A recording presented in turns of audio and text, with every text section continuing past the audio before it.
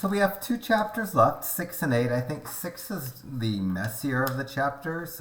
It has some algebra in it that's not super pleasant, but not particularly hard if we just take it slow enough. The first 10 problems in section 6.1, I don't do an intermediate algebra. I do something like them in college algebra prep. So depending on which course you had before this, or if you came straight out of high school, this might be review. So each problem has an A, B, C, and D, and it gives me two functions. Part A wants me to find f composed with g of x, and f composed with g of x is a symbol that means the same as f of g of x, and that might not be an improvement. If I was a student back when I took the equivalent of this course at GCC, that wouldn't have meant anything to me. But both of these ask me to replace any x in the right side of the f function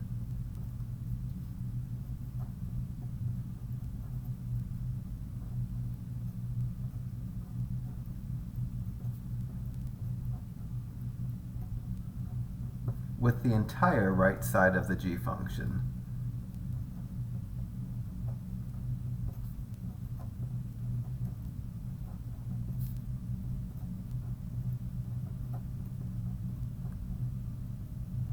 So this composition is just kind of blending functions together.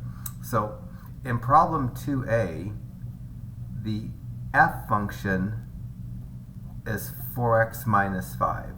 So I'm replacing any x, the only x in the right side of the f function, with the right side of the g function. So I wrote the f function without its x, and where the x was, I left a parentheses behind, and then I put inside that parentheses the right side of the g function. And now I'm just going to simplify by removing the parentheses that I imposed, and then I'm going to combine like terms. So I did 4 times 5x and 4 times minus 7, got 20x minus 28, and now I'm going to combine the minus 28 and the minus 5 and write an answer with the problem to the left of it. But if I just wrote 20x minus 33, this would be an adequate answer. The last time I shot this video, I got into a huge long explanation about the domain, and I don't think it was worth it. F is a polynomial. It would have domains of negative to positive infinity. G is a polynomial. It also has a domain of negative to positive infinity. When you compose two functions that both have domains of all real numbers or negative to positive infinity, the domain of that function is just going to be negative to positive infinity. So there's no algebra to do for the domain and any of the parts of question 1 or 2. As long as the functions don't have domain restrictions to start, then the composition won't have a domain restriction. In a minute, we're going to get to the place where one or both of the functions are fractions, and that gets a little bit funkier to explain the domain, and I'll try to explain it the best I can. 2c is written backwards. It asks me to find Goff, g composed with f of x, and basically asking me to do the reverse of what I just did, because the g function's written first, the f function's written second. This is asking me to replace any x written in the right side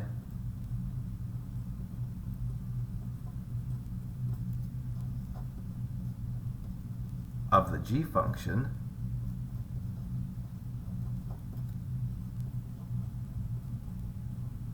with the right side of the f function.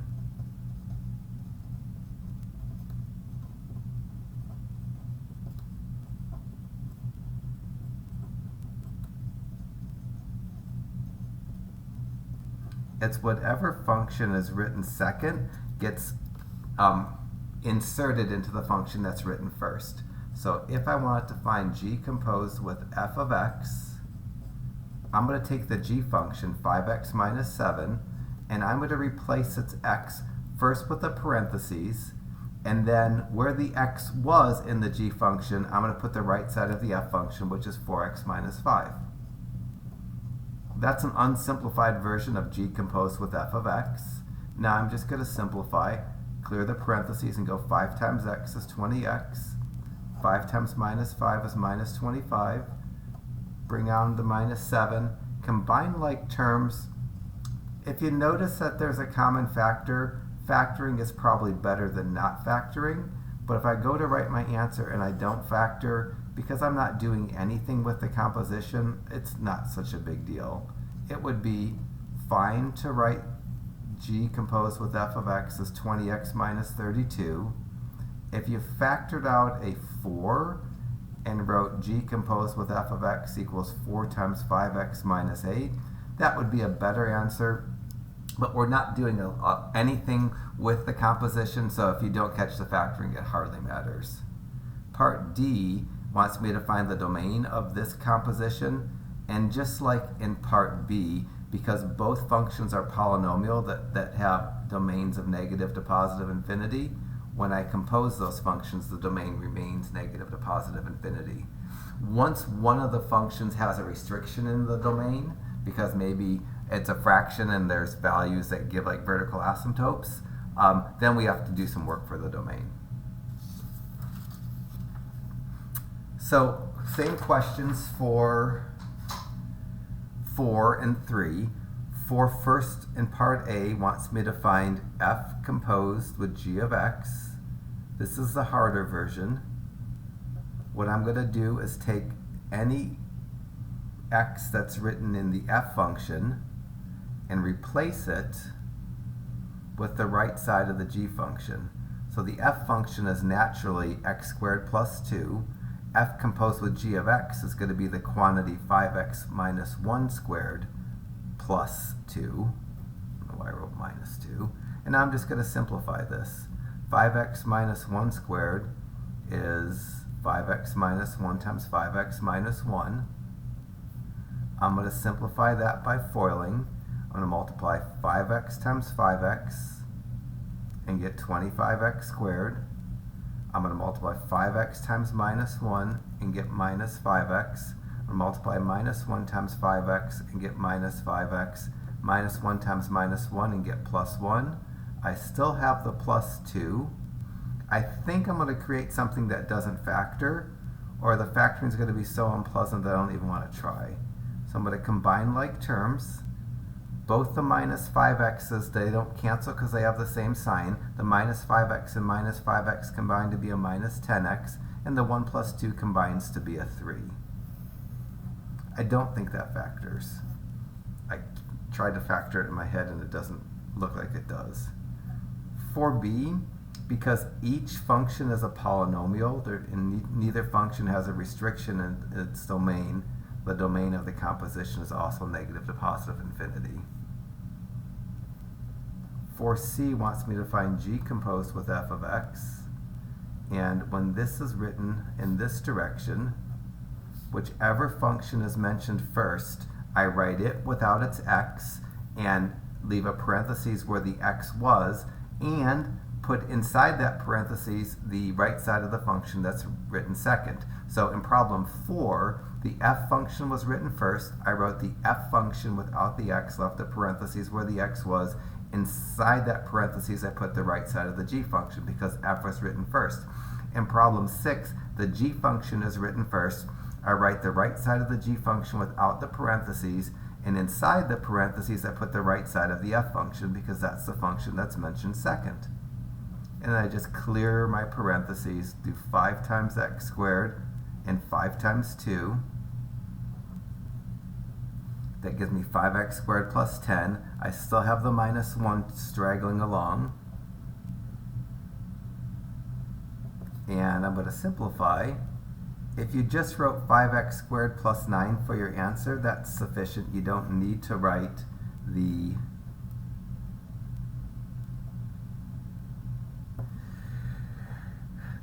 g composed with f of x part of this. And because both functions are polynomials that had no restrictions in the domain of the composition is still negative to positive infinity.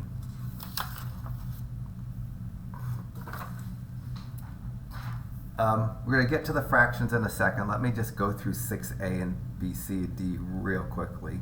6a wants me to find f composed with g of x. I'm going to write the f function, which is x minus 3, without the x. Usually it's absolutely necessary to leave a parentheses where the x was. Here, because the x doesn't have an exponent or a coefficient, it's not really necessary. But I'm writing the function that's mentioned first without the x, and left a parentheses where the x was. Inside that parentheses, I put the right side of the function that's mentioned second, in this case, x squared minus 4x minus 2. That parentheses absolutely isn't necessary. I can drop the parentheses without changing the contents. There's not an exponent outside of it or a coefficient or a negative in front of it. And I'm going to combine the minus 2 and minus 3. This would be, I'll say, an okay answer, full credit on a test. That's baby factoring. It would be better if I said this is x plus 1 times x minus 5. Notice I didn't take the time to write the original function, the problem down. I'm just writing the right-hand side here because it's okay to do that, and it saves just a little bit of time. No restrictions on the domain. Both functions have a domain of negative to positive infinity or all real numbers, so the composition will as well. 6c is going to be disgusting. 6c to do g composed with f of x. Because g has multiple x's, I'm going to need to have multiple parentheses, one where each x was. So I wrote the g function, the function that's mentioned first, without the x, left a parentheses where both x's were. Inside the parentheses, I'm going to put the right side of the f function, which is x minus 3. Then I'm going to simplify. The x minus 3 squared, I'm going to simplify by writing it with a double x minus 3 being multiplied and FOIL. I'll do x times x, which is x squared, x times minus 3, which is minus 3x, minus 3 times x, which is minus 3x, minus 3 times minus 3, which is plus 9. Next parentheses, I'll do minus 4 times x and get minus 4x, minus 4 times minus 3 and get positive 12. Still have the negative 2 floating around. I'm going to need to combine now minus 3x minus 3x minus 4x and 9 plus 12 minus 2. Those are the like terms that ultimately I'll need to combine. The x squared is going to tag along. It doesn't change when I'm combining like terms. All the x terms have minuses in front of them, so when I combine those down to a single term, I add the 3, and the 4, and get a 10 and keep it negative. And then 9 plus 12 is 21, 21 minus 2 is positive 19. That's a suitable answer, and that is definitely prime, because 19 is a prime number. It doesn't really lend itself to factoring so well when the last number is prime.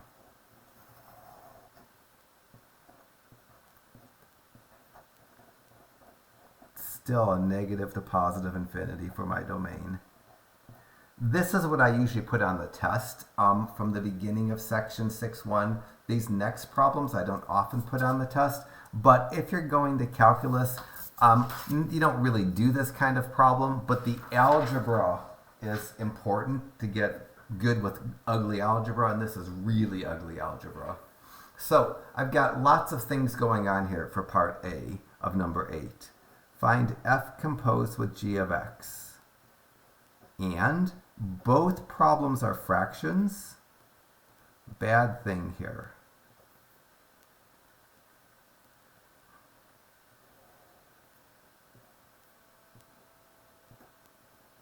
First, I'm going to write the function without the x.